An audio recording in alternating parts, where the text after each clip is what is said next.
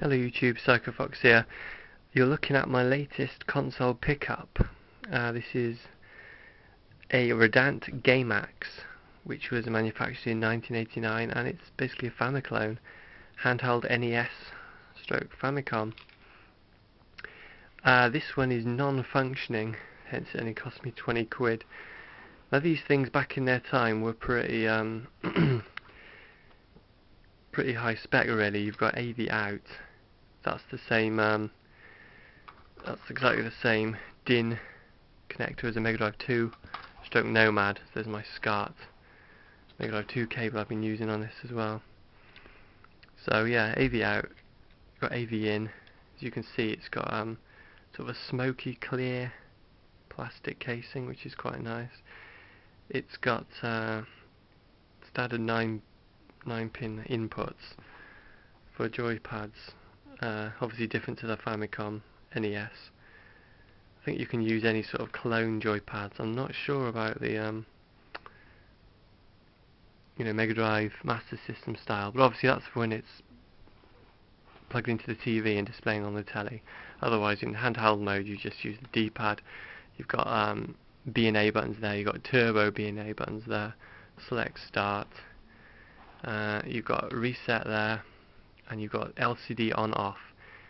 So when it's plugged into the telly, you can turn the LCD off, which would save batteries if you're running off batteries, and it also cuts the internal speaker, so you're playing just for the TV speakers. You've got brightness and volume dials there, and a headphone jack. And on the back you've just got Legend Technology, which is the parent company of Redant. And you've got the battery covers. It runs off 6 AA's, quite power hungry, because this has got a whopping great U-shaped fluorescent backlight in it. Well, it did have. I don't know if you can hear. What's left of the backlight? You can sort of see it through the casing in places as well. It's smashed and rattling around inside it, which I thought was the case when I bought it. And I plugged it. It came with a game. It came with a Mahjong game, pretty sun faded, which obviously just sits in the 60-pin connector there. It came with that, and I plugged that in, stuck the Mega Drive 2 AV cable in, and it plays fine on the TV. From what I can actually play of it, not actually speaking Japanese, it plays fine. So, I mean, it's a fully functional Famicom really, plugged into the telly. It's a shame about this screen. So, there's a few things I could do to rectify it. I mean, I could try and source a replacement U-shaped tube. I could do what Luke Moss 1 did, was just put in 2 Game Gear tubes. You can do similar. It's very similar to the Sega Nomad, really, in that it's got joypad import, AV out. It's a handheld console. What you can do on that is you can install LEDs to light up the screen instead of the backlight.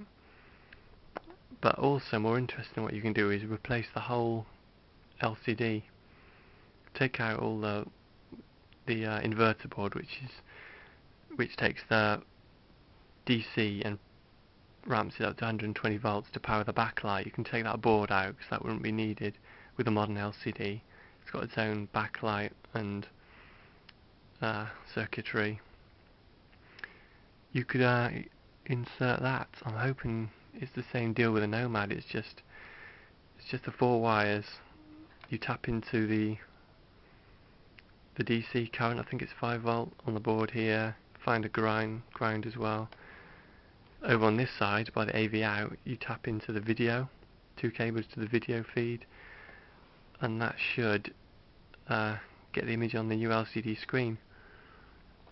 And I can get rid of this huge broken backlight in there and the actual screen, because to be honest, they're not very good, these screens. They're a bit blurry. The only issue I may have is they usually come as, from what I've seen, about 3.5 inches, and I think the GameAxe is a bit bigger than that. So I'm going to have to see what I can source. But then again, if the screen's slightly smaller in here, any screen's better than nothing, really. which we've got at the moment. So it's got batteries in at the moment. I'll just stick in the Mahjong game. Turn the volume up. Is that the volume or is that the volume? That's the volume. Volume's on the right. That's got the button pressed down, so it should have been displaying for the telly. So yeah, got a reset there.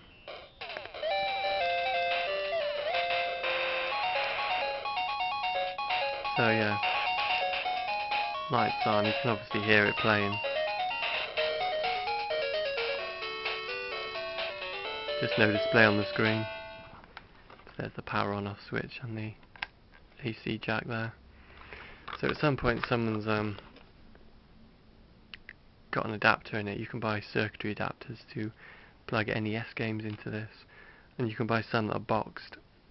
They're like boxed into little plastic housing. I think someone's had one of these on it in the past because they've just filed out a bit of plastic around there. I think they're about 15 quid on eBay. The only trouble is the NES cart obviously sticks out about 6 inches that way, but you can get around that by removing the plastic casing of the NES cart, and the circuitry is, well, it's circuitry and the NES cart's no bigger than that. Obviously the cartridge just had bigger cases to do with deal with the hardware ejection mechanism. So I might do that once I get this thing fully working. But at the moment, yeah, it works fine on the telly. I won't bother plugging it in to show you this game because I've got no idea what I'm doing on it, but yeah, it works fine on the telly. It's just the screen that's dead and the rattly fluorescent backlight. So in my next video I'll have taken this thing apart and I'll just show you what's going on inside and see if I can find out where all the relevant solder points would be for a new screen. So thanks for watching.